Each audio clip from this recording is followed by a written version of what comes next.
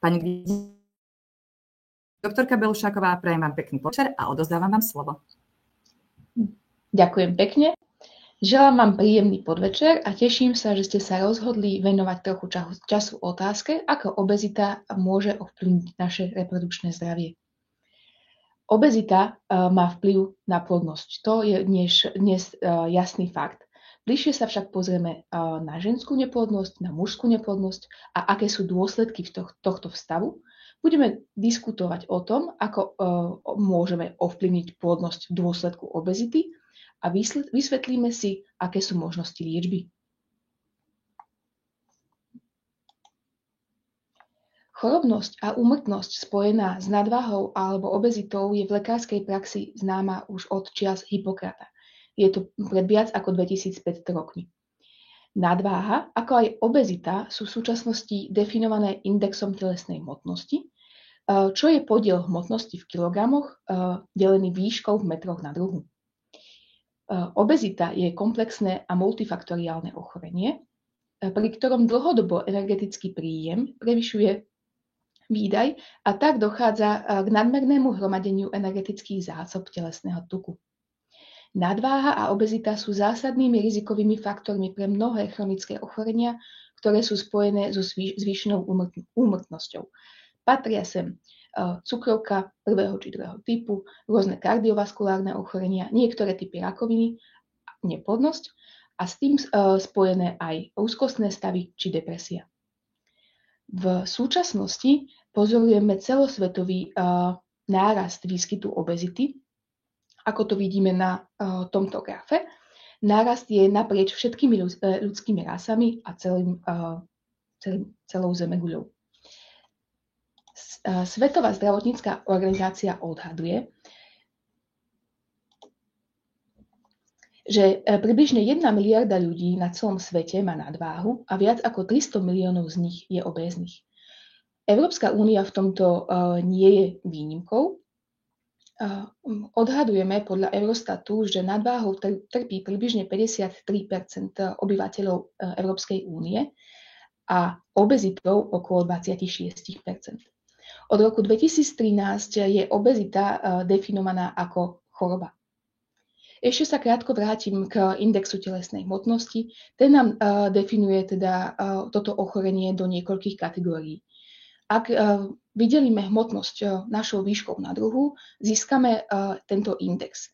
Ak je náš index menší ako 18,5, hovoríme o podvýžive, niekde medzi 18,5 a 25 hovoríme o normálnej hmotnosti, do 29 hovoríme o nadváhe a nad 30 už hovoríme o obezite prvého stupňa, druhého stupňa, prípadne morbidnej obezite a až super obezite.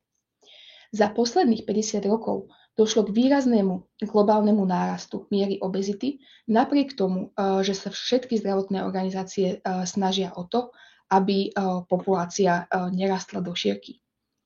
Ide o globálny fenomén, vyskytujúci sa v každom regióne sveta, okrem časti subsahárskej Ázie či Afriky a niektorých krajín, kde je dlhodobo nízka miera obezity, ako je Srí Lanka, Indonézia či Singapur. Alarmujúce je, že v roku 2020 trpelo obezitou alebo nadváhou až 39 miliónov detí pod 5 rokov. Tento trend narastajúcej obezity sa zdá byť nezadržateľný. Napriek tomu, že je obezita preventabilná, podľa OECD v súčasnosti trpí nadváhou až 54% populácie a 19% celosvetovej populácie trpí obezitou. Nadváha sa vyskytuje v Japonsku približne v 24%, v Koreji okolo 33% a najviac je to v Mexiku a v USA, kde dosahuje až 70%. Čo sa týka výskytu obezity, tam je to približne o 30% menej, ale v USA a v Novom Zélande dosiahuje obezita mieru až 30%. Zaujímavé sú rozdiely medzi mužmi a ženami. V priemere trpí obezitou 20% žien a 19% mužov. Najmenší rozdiel medzi pohlaviami je v Kanade, Francúzsku, Nemecku, na Islande a takisto na Slovensku. Vo väčšine krajín sú častejšie obézne ženy. Najväčší rozdiel medzi obezitou žien a mužov zaznamenávame v Mexiku alebo v Južnej Afrike, kde je tento rozdiel až 20 bodov. Krajiny, kde sú častejšie obézni muži, sú napríklad Austrália, Česko, Japonsko, Kórea či Írsko. Tieto rozdiely však nie sú tak markantné ako pri zvýšenej obezite žien. Existuje niekoľko mechanizmov, ktoré vedú k obezite. Tradičnú predstavu, kde energetický príjem prevyšuje výdaj, nahrádza moderný prístup, ktorý hovorí o kvalite potravín. Najnovší výskum ukázal, že zdroje potravy a kvalita živín sú pre rozvoj obezity dôležitejšie ako ich samotné množstvo. Patologické zväčšenie tukových buniek menia nutričné signály, ktoré potom rozvíjajú blúdny kruh, ktorý vedie k obezite. Poďme sa bližšie pozrieť na tukové tkanivo. Určite ste už počuli o tom, že nie je tuk ako tuk. Na stredných školách sa učí o tom, že existuje hnedý tuk a biely tuk. Hnedý, tzv. Ten dobrý tuk, ktorý slúži na termoreguláciu živočíchov. U ľudí sú to hlavne teda novorodenci, u ktorých zabezpečuje tvorbu tepla. Čo sa týka bieleho tuku, to je tzv. Zlý. Ten sa hromadí v tele počas nášho života. Každý z vás určite počul o type hruška alebo jablko. Ide o rozloženie tuku v tele. To rizikovejšie rozloženie tuku je práve typ jablko, ktorý je spojený s rozvojom chronických ochorení a je pre neho typický zvýšený obsah viscerálneho, čiže medziorgánového tuku, ktorý potom obmedzuje tieto orgány na ich funkcii. Čo sa týka rizika rozvoja chronických ochorení, okrem samotného BMI môžeme merať aj obvod pásu. U žien je s miernym rizikom spojený obvod pásu viac ako 80 cm. Vysoké riziko pozorujeme u žien, ktoré majú obvod pásu nad 88 cm. U mužov je táto hranica 102 cm. Existujú potom ešte rôzne podielové hodnoty, ale takou najlepšou orientačnou hodnotou je práve tento obvod pásu. Odborníci potom vedia merať hĺbku kožnej riasy, bioimpedanciu, čiže odpor. Takisto vieme pomer tukového tkaniva merať v CT obraze alebo v MR obraze. Tuk nie je len energetickou zásobou organizmu, je to aj endokrínne aktívne tkanivo. Produkuje tzv. Látky, adipokíny, ktoré majú schopnosť ovplyvňovať funkciu ostatných orgánov v tele. Rodina adipokínov zahŕňa tukovo špecifické cytokíny, to znamená cytokíny, ktoré sa produkujú len v tuku, a potom cytokíny, ktoré nie sú typické len pre tukové tkanivo, ale rozbiehajú zápalovú odpoveď. Ďalej v tuku vieme pozorovať produkciu rastových faktorov, enzymov, rôznych ďalších hormónov, mastných kyselín, rôznych steroidných hormónov a cholesterolu. Tuk je rovnako zdrojom autológnych kmeňových buniek. Tukové tkanivo hrá dôležitú úlohu pri regulácii mnohých fyziologických funkcií. Keď však dojde k jeho patologickému nahromadeniu, ovplyvňuje to reprodukciu, imunitnú odpoveď, metabolizmus glukózy a lipidov, sekreciu rôznych bioaktívnych látok, ako už boli spomínané cytokíny a adipokíny. Tieto procesy samé o sebe evolučne zabezpečovali naše prežitie v nehostinných podmienkach. V súčasnosti však ich dlhodobo v našich telách akumulujeme a tým štartujeme patologický proces, ktorý vedie potom k rozvoju civilizačných ochorení. Medzi kľúčové procesy patrí inzulínová rezistencia a hromadenie cukru a tukov v našich cievach. To potom rozvíja chronickú zápalovú odpoveď a následne dochádza k vývoju civilizačných ochorení, ako je cukrovka druhého typu, vysoký krvný tlak, či rôzne ďalšie kardiovaskulárne ochorenia.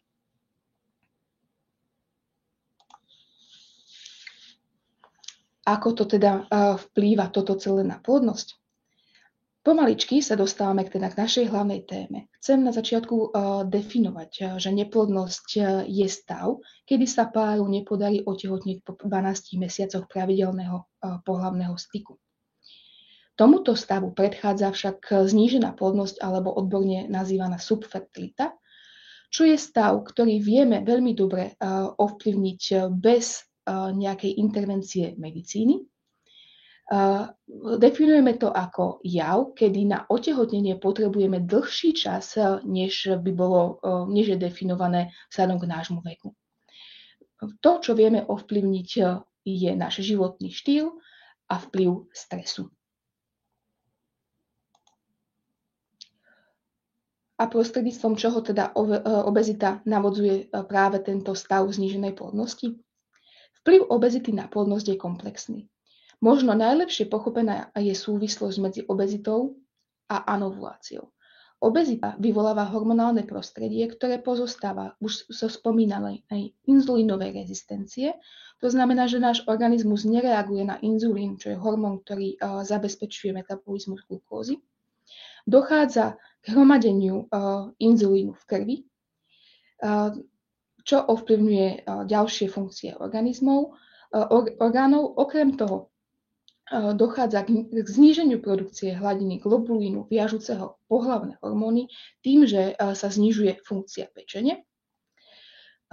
Keď naše hormóny, ktoré sú produkované v tele, nemajú tieto transportné hormóny, nedostávajú sa k cieľovým orgánom v takých množstvách, ako by to bolo žiaduce, a to potom znižuje ich samotnú funkciu. Výsledkom toho celého je opäť inzulínová rezistencia, hyperinzulinémia a neplodnosť spôsobená anovuláciou. Okrem tejto zníženej funkcie hypotalamu ako nadradenej endokrínnej žľazy všetkým ostatným žľazám, pozorujeme zníženú funkciu aj vo vaječníkoch a takisto aj priamo v maternici vo výstelke. Hyperinzulinémia a inzulínová rezistencia sú základnými príčinami, ktoré vedú následne k obezite, ktorá je sprevádzaná zvýšenou hladinou mužských pohlavných hormónov a k poruche tvorby steroidných hormónov, kam patria androgény a estrogény. Tým, že v tele dochádza k hromadeniu androgénov u žien, to vyvoláva ich zníženú produkciu a zníženú produkciu aj prohormónu, ktorému my hovoríme DHEA. Určite ste o ňom už niekedy počuli. Tento hormón, tzv. Hormón mladosti, má lipomobilizačné účinky, to znamená, že aktivuje štiepenie tuku a potom zvyšuje energetický príjem organizmu. Jeho znížená hladina vedie naopak ku akumulácii tuku a vytvára opäť začarovaný kruh, ktorý prispieva k zhoršovaniu obezity, zvýšeným koncentráciám inzulínu a k zníženej plodnosti. Obezita môže poškodiť vývoj vajíčok vo vaječníku, môže ovplyvniť aj ich kvalitu, znižuje schopnosť byť oplodnený tie vajíčka a znižuje schopnosť ich dozrievania. Dochádza k poruchám v dynamike v rámci bunky a k poruchám v energetických zásobách buniek samotných.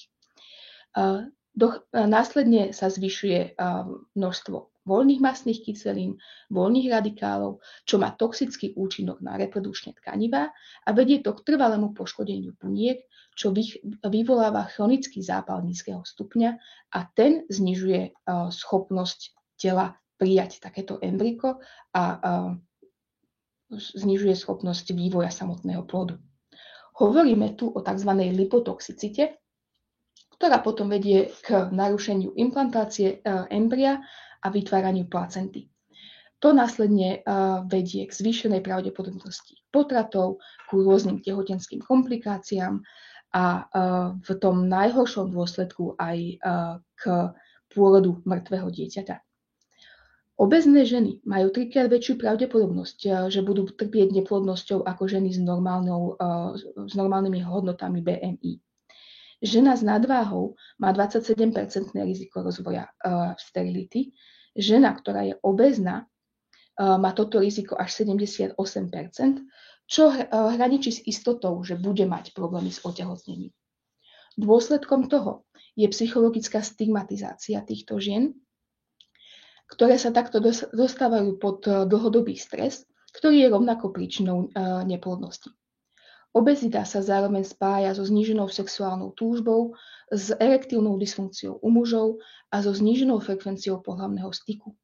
To všetko vedie k predĺžovaniu času, ktorý je potrebný na to, aby sme otehotneli. Ako vie pomôcť asistovaná reprodukcia? Asistovaná reprodukcia sa bohužiaľ stretáva s obdobnými problémami u obéznych žien, ako je to pri spontánnom otehotnení.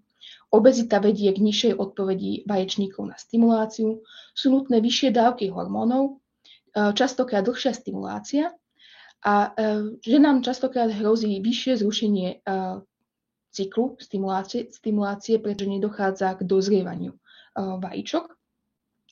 A tým, že používame vyššie hladiny hormónov, je tam vyššie riziko hyperstimulačného syndrómu, prípadne asynchronný rast folikulov. To znamená, že jeden folikul je príliš malý, druhý je príliš veľký a dochádza k ich predčasnému praskaniu počas stimulácie.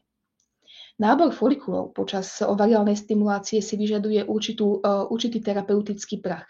Tento terapeutický prach je veľmi ťažké odhadnúť u žien, ktoré trpia obezitou. Vyššie dávky gonadotropínov potrebné u obéznych žien môžu súvisieť s poruchou farmakodynamiky, s poruchou metabolizmu a práve s poruchou alebo so zníženou koncentráciou transportných hormónov v tele. Obézne ženy, ktoré vstupujú do cyklu umelého oplodnenia, majú nižšiu pôrodnosť živého dieťaťa. A predpokladá sa tu aj podiel nižšej miery implantácie a práve zvýšené riziko rôznych placentárnych porúch. Opäť je tu dôležitá distribúcia telesného tuku. Všetko to platí pre ženy, ktoré majú vyšší podiel viscerálneho tuku a trpia teda tzv. Abdominálnou obezitou. Každý jeden bod BMI znižuje pravdepodobnosť otehotnenia o 2 až 4 %. Záverom treba povedať, že liečba neplodnosti u obéznych žien je dlhšia a finančne náročnejšia, takže sa tieto ženy s tým častokrát veľmi zle vyrovnávajú. Čo sa týka mužov, rovnako nemám potešujúcu informáciu. Muži na tom nie sú o nič lepšie. Obezita často postihuje obidvoch partnerov vo vzťahu a u mužov je spojená s zvýšenou priemernou teplotou v semenníkoch, v dôsledku užšieho kontaktu s tkanivami. To ovplyvňuje kvalitu spermií a znižuje ich samotnú tvorbu. Okrem toho kombinácia inzulínovej rezistencie, zníženého globulínu, ktorý viaže pohlavné hormóny, zníženej periférnej konverzie, čiže tvorby androgénov na estrogény, to všetko narušuje tvorbu gonadotropínov, to znamená hormónov, ktoré sú v hypotalame, ktoré opäť riadia všetky ostatné endokrínne aktívne tkaniva. V dôsledku toho muži s obezitou majú nižšie hladiny testosterónu, čo koreluje s ich hladinami inzulínu na lačno a s hladinou hormónu leptínu, čo je hormón, ktorý je produkovaný práve tukovým tkanivom. A opäť sa tu dostávame do blúdneho kruhu, kedy sa obezita stáva závažnou a až následne morbidnou. Hoci je teda zrejme, že obezné páry majú vyšší výskyt neplodnosti, nie je úplne jasné, aký vplyv na tomto celom majú práve hodnoty spermiogramu. Výsledky štúdií sú kontroverzné a jediné, čo bolo potvrdené, je to, že u mužov je zvýšená DNA fragmentácia spermií, to znamená, že DNA v spermiách je viac polámané než u mužov, ktoré obezní nie sú.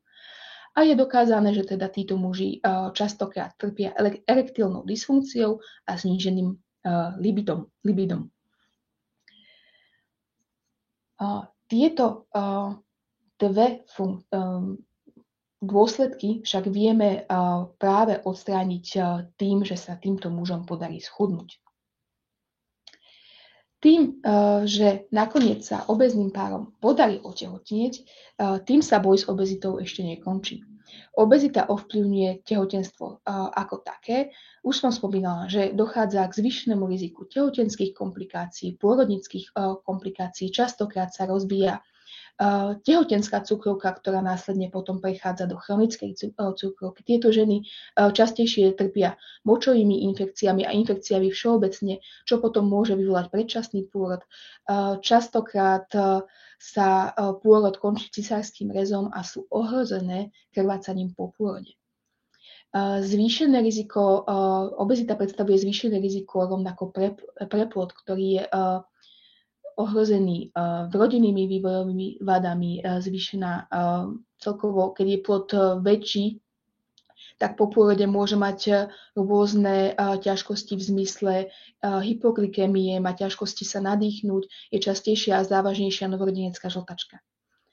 Okrem samotného plodu a matky, takto narodené potomstvo u páru, ktorý je obézny, alebo minimálne jeden z rodičov, ktorý je obézny, tieto deti sú ohrozené obezitou svojou vlastnou, rozvojom cukrovky, rozvojom kardiovaskulárnych ochorení, rovnako rakovinou. V súčasnosti sa hromadia štúdie o neurovývojových poruchách, autizme, rôznych poruchách učenia a je preukázaný častejší výskyt astmy. Aké sú teda naše možnosti, ako tú obezitu vieme ovplyvniť? Poďme spoločne zahájiť boj s obezitou. Lekárskym odôvodnením chudnutia u ľudí s obezitou je to, že je to choroba, ktorá je spojená s významným zvýšením úmrtnosti a s významne zníženou kvalitou života. Každý jeden bod indexu telesnej hmotnosti sa toto riziko morbidity a mortality navyšuje. Vzťah medzi BMI a úmrtnosťou je opäť široký naprieč všetkými rasami a etnikami na Zemi. Cieľom terapie je prevencia. Zdravotné prínosy boli zaznamenané u žien, ktoré znížili svoju hmotnosť už o 5% zo svojej pôvodnej hmotnosti. Častokrát však pacienti, ktorí sa rozhodnú, že idú redukovať hmotnosť, si dajú za cieľ, že chcú schudnúť 30% alebo viac zo svojej súčasnej hmotnosti, čo je cieľ, ktorý je veľmi ťažko dosiahnuteľný. Častokrát je to možné iba s pomocou chirurgických operácií, ktoré znižujú obsah žalúdka. Takýmto operáciám potom hovoríme bariatrická chirurgia. Pri režimových opatreniach v oblasti životosprávy je typickejší úbytok váhy 5 až 7%. S použitím momentálne na trhu dostupných liekov vieme tento úbytok váhy dosiahnuť už v priebehu 3 mesiacov. Avšak je nutná spolupráca medzi nutričným špecialistom, obezitologom, reprodukčným špecialistom, častokrát endokrinologom či všeobecným lekárom. A aké sú teda tie naše ciele? Stanovme si naozaj reálne ciele. Už redukcia váhy o 2 až 5% môže nastoliť u žien ovuláciu, ktoré predtým trpeli anovulačnými cyklami. Liečbu obezity by sme mali zahájiť ešte pred samotnou liečbou neplodnosti. Ukázalo sa, že strata hmotnosti zlepšuje reprodukčné výsledky jednak zlepšením plodnosti, ako aj reguláciou nepravidelnosti menštruačných cyklov, zvýšením šancí na spontánne otehotnenie, spontánnu ovuláciu. A častokrát je to naozaj len danými režimovými opatreniami. Dostupné údaje naznačujú, že úbytok v 5 až 10% rovnako zvyšuje úspešnosť liečby neplodností metodami cyklov umelého oplodnenia. Dosahujeme to hlavne tým, že dochádza k zlepšeniu vstupných endokrinných parametrov, k zníženiu cirkulujúceho voľného testosterónu u žien, ktoré trpia zvýšenou hladinou tohto testosterónu v krvi. Zlepšuje sa produkcia hormónu LH a znižuje sa produkcia hormónu inzulínu. Úbytok dosiahnutý dietou a zmenou životného štýlu vo väčšine publikovaných štúdií viedol k signifikantne zvýšenému počtu otehotnení a rovnako k zvýšenému počtu živonarodených detí. Okrem toho bola hlásená, ako som už povedala, regulácia menštruačného cyklu. Zároveň je pozorovaný nárast počtu prirodzených počatí. Rozhodnutie odložiť liečbu plodnosti kvôli chudnutiu však často vedie k ďalšiemu oddialeniu liečby samotnej, ktorá je v mnohých prípadoch nevyhnutná. Tým dochádza k zvyšovaniu veku ženy, matky, a k zníženiu jej prirodzenej plodnosti.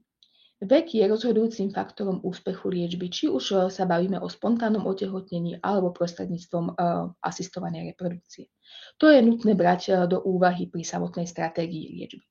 S narastajúcim vekom sa efekt zníženia BMI stráca a u žien, ktoré majú viac ako 36 rokov, tento pozitívny efekt nepozorujeme už takmer vôbec.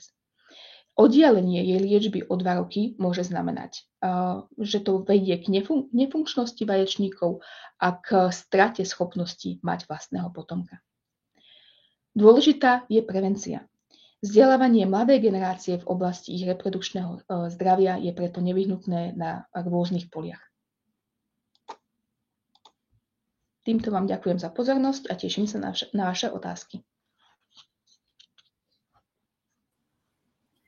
Ďakujeme pani doktorke za skvelú prednášku, takže môžeme pomaličky prejsť k prvej otázke.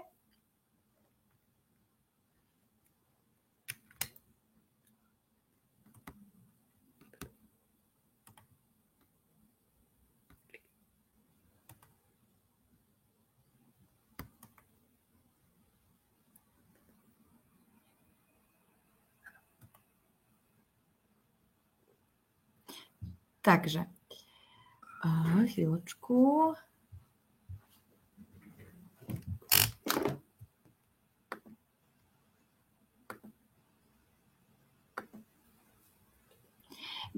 Dobrý, takže pani Michaela píše: Dobrý večer, budem mať 35 rokov, mám PCO, inzulínovú rezistenciu a RRD, oslabený zvierač, na čo užívam lieky. Ťažko sa mi dávajú kilá dole. Viete mi poradiť? Mám 172 cm a 97 kg. Ďakujem pekne. Ďakujem pekne za otázku. Práve toto je práve príkladom toho, že je tu potrebná spolupráca medzi viacerými odborníkmi. Je tu potrebná spolupráca medzi nutričným špecialistom, ktorý nastaví režimové opatrenia. Určite odporúčame zvýšiť fyzickú aktivitu, avšak nie až prehnane. Určite odporúčame poradiť sa s gastroenterologom, rovnako s endokrinologom a všetci títo špecialisti by mohli pomôcť nastaviť správnu stratégiu na schudnutie. Ako vravím, nastavme si cieľ, ktorý je reálny a poďme chudnúť o 5 až 7 kg na začiatku. Ďakujeme veľmi pekne. Môžeme prejsť na ďalšiu otázku. Pani Darina, dobrý večer, mám 32 rokov, mám PCO, jedno dieťa. Beriem Dufaston od svojej lekárky, nedarí sa nám mať druhé dieťatko. Minulým mesiacom mala mimo maternicové tehotenstvo, ktoré skončilo v 5. týždni. Lekárka mi povedala, že pri mojich zdravotných problémoch už sa nám nepodarí mať dieťa prirodzenou cestou. Viete mi poradiť? Ďakujem. V tomto súhlasím s vašou gynekologičkou. Nevravím, že sa nepodarí otehotnieť, podariť sa môže, avšak tá pravdepodobnosť je nízka. Jednoznačne odporúčam navštíviť Centrum asistovanej reprodukcie, ktoré vám pomôže. Ďakujem veľmi pekne. Prejdeme zatiaľ na poslednú otázku. Pani sa pýta: Dobrý večer, mám 33 rokov, BMI 30. Ťažko sa mi podarí chudnúť. Čo by ste mi odporúčali? To je veľmi podobné ako pri tej prvej otázke. Odporúčam kontaktovať viacerých špecialistov, ktorí nastavia správnu stratégiu. Nie sme v tom same. Ďakujem veľmi pekne. Zatiaľ nevidíme žiadne ďalšie otázky. Ďakujeme pani doktorke za prednášku aj za zodpovedanie na otázky. Ďakujeme vám, že ste nás sledovali, že ste sa pripojili a teda, ak máte záujem, môžete nás sledovať ďalej na našich sociálnych sieťach. Chceli by sme poďakovať ešte raz našej pani doktorke Belušákovej za zaujímavú prednášku aj za odpovede na vaše otázky. O všetkých teda plánovaných a ďalších aktivitách sa dozviete buď na našom webe alebo na našich sociálnych sieťach. Prajeme všetkým príjemný večer, veľa šťastia a úspechu pri hľadaní riešenia neplodnosti a veríme, že vám budeme nápomocní, ak sa rozhodnete požiadať o pomoc práve naše Centrum pre asistovanú reprodukciu Ginker, ktorá má už viac ako 20 rokov skúsenosti v diagnostike a liečbe neplodnosti. Ďakujeme a teda do počutia. Príjemný večer.